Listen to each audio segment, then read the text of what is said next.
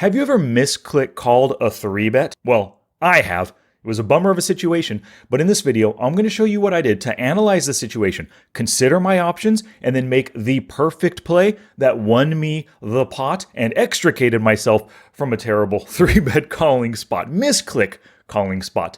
Let's do this. Gambate! Remember that time we got kicked out of biology for playing with matchbox cars? Yeah! Who's retarded now? Yeah! So we have a hand right here. I've got 7-5 suited in the big blind, and I actually misclick, and we're going to play the hand up through my misclick right now. So 6 max table, 5 NL cash game. You can see relatively unknown opponents. Plus, this is my very first hand. Started with 100 big blinds. My HUD hasn't even popped up. Villain 3, Villain 1, their HUDs aren't even popped up. Only have 2 hands on these 2 players. Very first hand. Under the gun, MP folds. Cutoff, open raises to 2.8. Villain 2, 101 big blind stack. 3 bets, but just to 8 big blinds. Villain 3 folds, and then what happens? I click call. What actually ended up happening was this table was active right here, right? It's my very first hand, so I wasn't paying attention to it. Another table popped up for me to sit at. I didn't want to sit at it.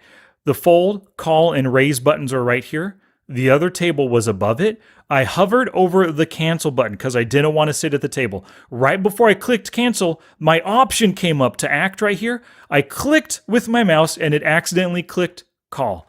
This is generally a call that I wouldn't be making, especially not against unknown players right here.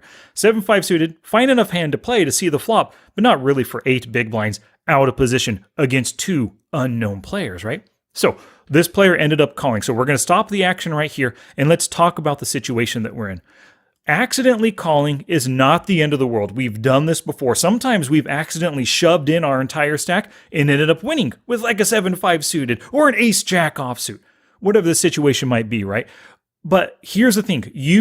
The play that you made, the misclick call that you made, and for me in this particular instance, it put me in a very specific situation. I'm out of position in a 3-bet pot versus 2 unknown players, and I've got the 7-5 suited right here. Instead of just giving up on this hand, right, and just thinking, oh crap, I call the waste of 8 big blinds. If I don't hit 2 pair better, I'm just going to fold. No. What you want to do, you put yourself in this spot. Ask yourself now, how can I win this hand? You're already here. You might as well learn from it and try your best to win that pot because, hey, 24 big blinds in the pot already. Definitely worth fighting for. Plus, we've got all big stacks right here. It's not like somebody just has 30 big blinds and they're already committed. There is some wiggle room to push these people off their hands. Now, if we think about 7-5 suited exactly, if we utilize Flopzilla Pro here, if we put 7-5 suited in, Flopzilla Pro tells you how often you hit various hand strengths right here. We hit 2 pair or better only 5% of the time. So let's deselect all the draws in the weaker hands. 2 pair or better, those are the ones selected, only 5% as you can see. Top pair or better, and not that we're really happy with top pair. I mean, on a 7-4 deuce board, sure, we do have some kind of backdoor drawing opportunities, right, with the 4 and the deuce, but really, we're not really happy with a pair of 7s and a 5 kicker in this spot, right? But let's take a look. Top pair or better, 8% of the time. Top pair and the best draws, let's turn these on. Flush draws, open-enders. We hit that 25% of the time, right? But truly, we're going to have to bluff most likely if we're going to win this hand. Even if we flop these draws, that's still bluffing if we want to bet, check raise, donk bet, whatever the case may be, right? So most likely, if we hit a pair or better, only 8%, we need to bluff roughly 92% of the time to take this bad boy down. Now, let's see what happens on the flop. Of course, we're hoping with our 7-5 suited, we're hoping that we hit something. Oh, come on, show the hands. There we go. Show known hole cards. Okay, so we're hoping that we hit something nice. But what happens? 4, jack, 9, 1 spade. Backdoor flush, backdoor, weak backdoor flush, weak backdoor straight draw. We're going to have to bluff at this pot, right? So we have some options on the flop. We could just give up right now with our backdoor draws, but we don't want to do that. Like I said, 24 big blinds. We're going to try to win it. So if we're considering options to win the hand, we can check call right here if somebody decides to bet with the idea that we want to bluff or maybe try to draw out to our backdoor straight or backdoor flush draw. Not saying that that's a great reason to try to hit backdoor draws by check calling what's probably going to be a big bet, but that is an option, right, to try to win later. We could also check raise bluff, especially versus the C better, or if this guy decides to donk bet himself into the C better, we could do that. Or we can right now decide to donk bluff. Now, I'm really not a fan of any of these plays. My favorite play right now is check and bet when they check behind.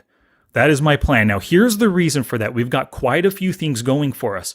We are an unknown player with a 3-bet any or call any range. You know how you can click before the action comes to you. You can click call any.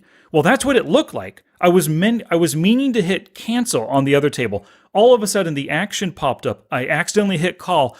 To them, if they're paying attention, it looks like I had the call any button clicked. I auto-called that 3-bet right there. So because it looked like I pre-clicked call any, I potentially have just pocket pairs and maybe just the strongest hands, the strongest non-pair hands. Pocket pairs because I'm an unknown player and maybe I just want to call to hit a set with any of these hands. Or I have the strongest pairs or the strongest non-pair hands. But literally, this is my range right here. With that range, I have a set of jacks. I have a set of nines. I have queens, kings, and aces potentially in my range. I also have ace, king, and ace, queen. There's a lot of stuff in my range. They're never going to suspect 7-5. There's a lot of stuff in my range that crushes this board or still has equity, like the ace, king, or the ace, queen, right? It's also a pretty dry board, except for that flush draw. The jack and the 9, sure, they could hit like a queen 10 open-end or king 10 gut shot, ace, jack for a top pair hand. But for the most part, that 4 doesn't work with the jack nor with the 9.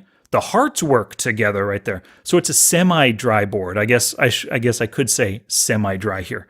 Now here's another thing going for us. That 3-bet from villain was only 8 big blinds. Absolute weakness. Especially given the fact that we don't know anything about him. Generally, when players have pocket aces, kings, queens, they make it 8, 9, 10 big blinds. I'm sorry, 9 or 10 big blinds, not necessarily just 8. So I sensed weakness out of this player. And the fact that this player opened and then called a bet, there's weakness again. They both have weakness. I highly doubt either of them have queens or better. They could easily have under pairs, 8s, 7s, 6s, ace 5 suited, ace king suited if they don't have hearts. Didn't hit a draw, right? So we got so much stuff going for us. So my plan was to check and bet when they check behind. But I didn't just auto check when my option came up when I noticed I didn't hit 2 pair or better. What I did was I timed down to make them think I have a hand. If you hold right here after pre-calling that or pre-clicking that call any button pre-flop, you have pocket jacks, pocket 9s, pocket 4s, queens, kings, and aces. What I did was I timed down specifically. I counted down from the number 5. I gave myself 5 seconds. 5, 4, 3, 2, 1, counted down, and then I hit click. The reason why is I wanted to make them think I have a hand and I'm considering my options. Do I want to check raise, check call, or maybe donk bet to try to get value out of these players? So I timed down and checked. As you can see, now what happened? Villain 1 checks. Villain 2 checks behind as well. That is so awesome. If he had pocket aces or kings right here, guaranteed he's betting for value. I mean, that's already a really big pot. He wants my stack. He wants to double up through Villain 1. Both of them checking automatically means business, right? So what I did on the next street was, because I timed down to make them think I hit a strong hand on the flop, I made a value bet on the next street. And I asked myself, what would I bet right here if I had pocket 4s, pocket 9s, pocket jacks, pocket queens for an overpair? Well, my answer was I would bet more than half pot, but not too big. I'm trying to sucker them in, trying to get some value out of these players. So I bet 13, slightly over half pot. Now, here's a great aspect. Originally, we talked about that board, kind of a dry, semi-dry board, right? Well, you want to use hard-to-hit boards and bet when they check. Like I said, they both checked on the prior street, signifying super weakness. It didn't matter what that card was, although maybe an ace I wouldn't have bet. But other than that, anything else I would have bet like I did. Boom.